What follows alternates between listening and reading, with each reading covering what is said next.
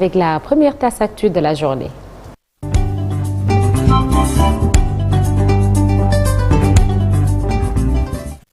Le journal avec Cheikh Tidiane Diao. Alors, il semblerait que l'éligibilité de Karim Wade et Khalifa Ababacar Sall soit enfin résolue. Et selon l'observateur, ce sera la modification de l'article L28 alinéa 3 qui va être activé.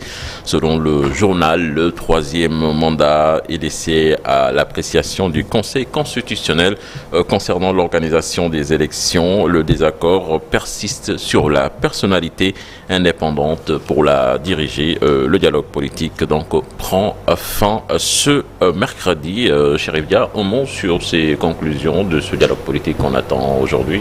Oui, on va attendre parce que c'est à midi quand même qu'ils vont terminer les travaux après une semaine. Maintenant, l'autre étape, c'est il va falloir, je pense, passer également à l'Assemblée nationale pour la modification quand même de ces dispositions du code électoral, ce qui est quand même favorable à Khalifa et à Karim, étant donné que le PDS déjà a plus de 25 députés. Le Yewwi Askan Wi, dans son groupe parlementaire aussi, notamment Taxawu Dakar, a plus d'une dizaine de députés. S'ils sont soutenus par Benno Bokk Yaakaar, ça va passer comme lettre à la poste. Voilà, on verra cela dans les jours à venir. La Tabaski et la manifestation annoncée par l'opposition, le porte-parole du gouvernement estime que les opposants n'ont pas de considération pour les commerçants qui ont payé déjà en lourd tribut lors des manifestations passées. Ce moment est important pour eux afin de faire un gros chiffre d'affaires. Ils qualifient cela d'irresponsable. Abdou Karim Fofana, que je vous propose d'écouter, c'était hier lors du gouvernement face à la presse au micro de Pape Faragning. Dans une situation aussi préoccupante que celle que nous vivons en ce moment, chacun doit mesurer sa responsabilité. On ne peut pas avoir des manifestations qui ont entraîné des morts, des commerçants qui ont subi beaucoup de préjudices. Et je pense qu'aujourd'hui, jusqu'à la Tabaski, on doit au moins respecter ce deuil des familles. L'autre chose, les commerçants, il faut savoir que la période de la Tabaski, la période de la Korité, Magal, Gamou, rentrée scolaire, ce sont les périodes les plus importantes de chiffre d'affaires pour eux. Donc on ne peut pas leur faire subir des préjudices aussi importants il y a quelques semaines et appeler encore à des manifestations la semaine d'après. Je pense que c'est irresponsable et l'État fera tout pour protéger ces Sénégalais qui ont le droit d'exercer leur métier. Ils sont restreints. C'est vrai, on a constaté que le battoir du Château Diatta avait quelques problèmes et des restrictions sur la RN2. La sécurité est notre priorité.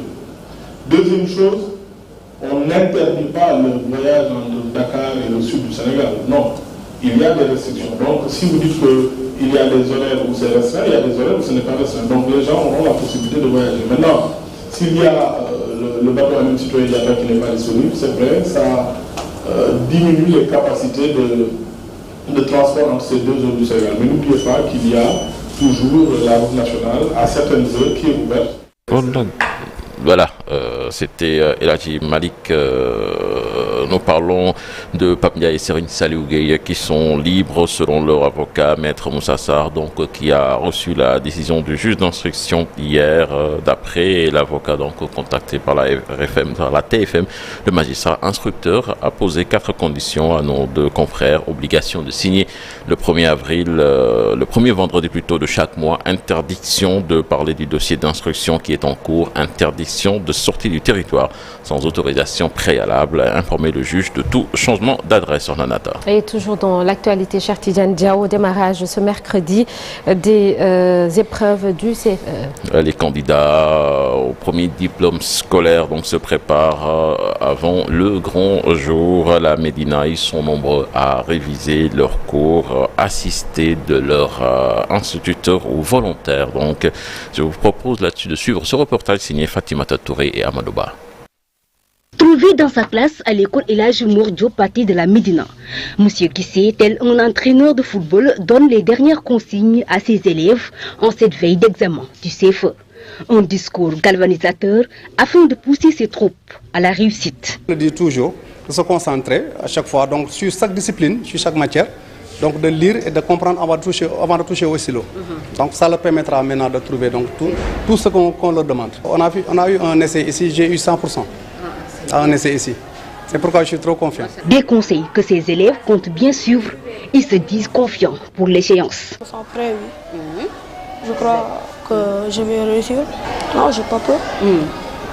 Je crois que toute notre classe va réussir. Nous sommes confiants parce que moi j'ai toujours la confiance. Je sais que je vais réussir et notre classe a un niveau très élevé. Oui. Je sais qu'on va réussir. Et notre maître est un maître très excellent. Elle nous donne toujours des conseils. Nous sommes très fiers de lui. Le chef de l'établissement, pour sa part, s'affaire au dernier réglage avant le démarrage des épreuves. Vous voyez, on a numéroté les salles. Donc cette salle-là recevra, Inch'Allah, 18 élèves, 18 candidats. Nous avons 9 salles.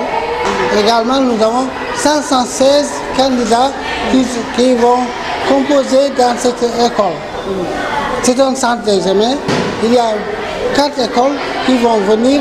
On tourne à l'école Alassane Diagne dit Alou, même constat, sauf qu'ici, les portages sont assistés par des volontaires avant le baptême du feu. C'était dans le cadre d'un programme dénommé Médina Zéro Échec. On a eu à travailler pendant presque 4 à 5 semaines. Donc ça nous a permis d'être en contact direct avec les élèves qui feront l'examen. Il y a pas mal d'écoles qui ont suivi la formation, l'encadrement par les méthodes. L'exemple, on donne des épreuves, on corrige et on essaye de remédier le maximum possible pour que les enfants puissent être à l'aise le jour J. Je pense que les épreuves seront abordables. Je n'ai pas peur, je suis excité. Fin prêt, excité pour aller faire l'examen. Oui. Retenez que le ministre de l'Éducation nationale va effectuer une tournée dans certains centres d'examen. La fête de la musique célébrée également aujourd'hui dans un contexte assez particulier marqué par des tensions sociopolitiques. Nous nous sommes rendus au centre culturel Blaise Senghor pour voir les préparatifs. Un seul groupe était sur les lieux pour la clôture des répétitions. Décor inhabituel, nous disent nos reporters Maïmouna Ndiaye et Modou Diop. Ils sont en pleine répétition pour donner leur partition à l'occasion de la célébration de la musique. Eux, ce sont les membres de l'orchestre de Dakar. Cet exercice, cette chanteuse ne l'imaginait même pas cette année. Je ne pensais pas que la fête de la musique soit célébrée cette année, vu les tensions sociopolitiques notées dernièrement au Sénégal. Mais alhamdoulilah, Dieu merci. Aujourd'hui, nous allons faire une petite prestation juste pour marquer l'événement. Sa collègue, la pièce maîtresse de l'orchestre, est toute joyeuse de chanter la paix, le thème retenu pour cette édition. C'est sûr que cette année ne sera pas pareille que les autres années à cause des manifestations. On présente nos condoléances à tous ceux qui ont perdu leurs proches et tout. Donc à travers cette fête cette année, on va véhiculer un message qui est Djam. Djam, c'est-à-dire la paix. Donc on espère que tout le monde recevra ce message. Le mot d'ordre pour le ministère de la Culture, éviter les grands rassemblements. Ce que nous allons faire, c'est peut-être éviter les très grands rassemblements, mais nous ne sommes pas dans la psychose. Donc le rôle aujourd'hui de ces acteurs de la musique est de faire revenir, toute la population a de meilleurs sentiments, de savoir qu'au-delà de nos appartenances et de nos idéologies, nous avons en commun notre pays. Et à travers les différentes interventions qu'ils ont, et je vous dirais que dans toutes les régions, en plus de tenir des plateaux de musique, ils ont des panels où ils parlent de la paix, de la musique et de l'impact de la culture dans le quotidien du Sénégalais. Ce 21 juin, la fête est célébrée à travers le monde. Au Sénégal, divers festivals locaux se déroulaient sur l'ensemble du territoire national. Maïmouna Cherifja qui a déjà commencé avec quelques pas de danse. On parle sport à présent avec le match amical entre le Sénégal et le Brésil. Le Sénégal a corrigé l'équipe brésilienne. Le mot n'est pas de trop sur Nata, c'était une correction 4-2. C'est le score par lequel le Sénégal s'est imposé donc face à la Seleção en match amical. Une victoire méritée car les Lions ont su renverser une partie mal entamée après avoir égalisé grâce à une belle reprise d'Habib Diallo. Les Lions ont pris les devants par l'entremise de Marquinhos et Sadio Mané à 2 reprises. Compte rendu donc de ce match signé nos envoyés spéciaux Mamfatou Ndoye et Mbissa Ndoye. Une deuxième période de haute facture pour les Lions du Sénégal et c'est sûrement ce qui a fait pencher la balance. 2 buts d'avance en 5 minutes avec un but contre son camp de Marquinhos et un bijou de Sadio Mané.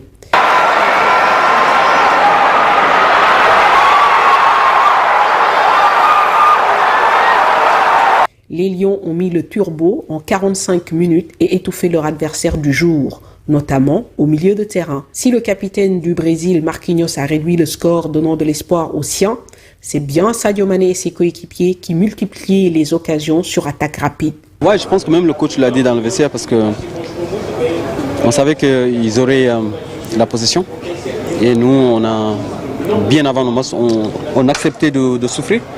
Et c'était le cas, il faut qu'on dépense plus d'énergie, plus qu'eux, parce que quand tu défends tout le temps et aussi tu dois attaquer à un moment donné, je pense que c'est pas évident. Mais on s'est bien préparé durant les 12 jours qu'on a vécu ensemble. Et je pense que ça a payé aujourd'hui. On a bien mérité, parce que le match a abordé comme coach, comme nous entraîné la semaine, on avait bien préparé le match. On avait les idées claires de footballer avec nous.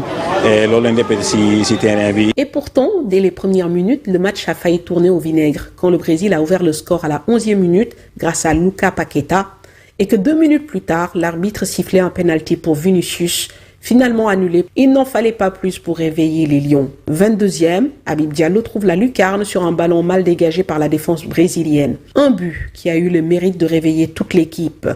Sur son flanc droit, Ismaïla Sarr continuait à faire des différences. Il ne manquait que de la précision dans le dernier geste. Et depuis le début du match, ils ont réussi à marquer avant nous. Après nous, voilà, on s'attendait que le Brésil joue comme ça. Voilà, on connaît l'équipe de Brésil, ça fait longtemps, c'est une bonne équipe. Mais nous, on a joué avec les consignes du coach, avec, voilà, pour mettre beaucoup d'engagement, essayer de gagner ce match parce que c'est un match amical. On pouvait dire qu'on est en vacances, de faire semblant et tout. On a tout donné, tout faire pour gagner ce match. C'est donc un test réussi pour les Lions qui voulaient se frotter au gros cylindré. Face au Brésil, le Sénégal a gagné 4-2. Il est temps pour les Lions de se reposer, de recharger les batteries en attendant de nouveaux défis face à de grosses écuries. Voilà, on a dansé la samba chez les Brésiliens, pour paraphraser Ibou, là du Malik. Des Lions qui dansent la samba. Pour l'actualité nationale. Merci beaucoup, cher Tidiane, et on en reparle tout à l'heure.